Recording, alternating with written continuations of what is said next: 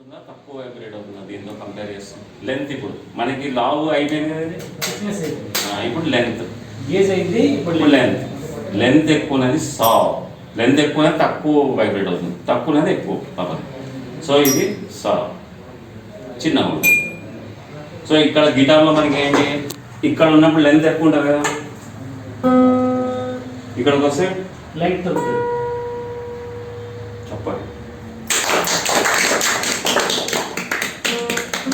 is it directly related or inversely related? Length and frequency.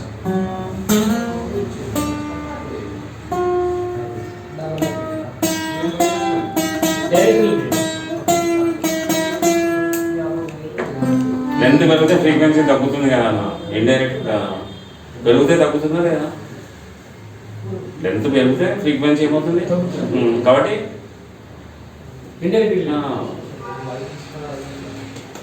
చెప్పు. Length తగ్గితే frequency frequency పెరుగుతుంది, reverse. So length and ఇప్పుడు నేను ఏం క్లాస్ చెప్పానో ఎవరు మంచిగా చెప్తారు లెంత్ గురించి? ఈయన ఇప్పుడే వచ్చాడు కదా, చెప్పండి.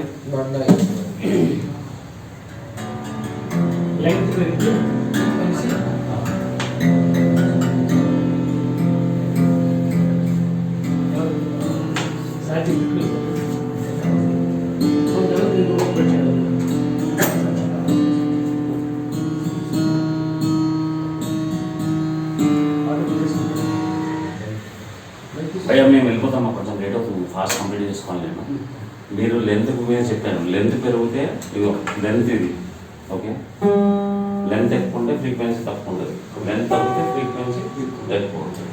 ఇది రెండో పాయింట్, ఇది బుక్లో రాసుకోండి, రేపు చెప్పాలి నాకు. ఓకే, క్లాస్ ఎండ్ చేద్దాం. ఇక హరే రామ హరే కృష్ణ అని మాతో కొట్టించేసి అయిపోతుంది. ఇగో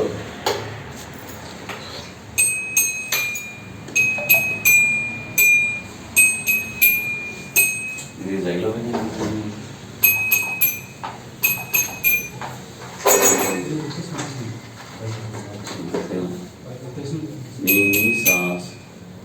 సాస్ ఓకే.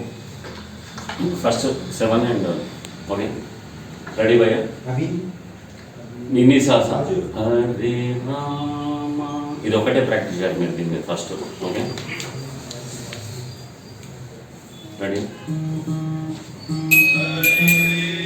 నాకు ఫస్ట్ విను.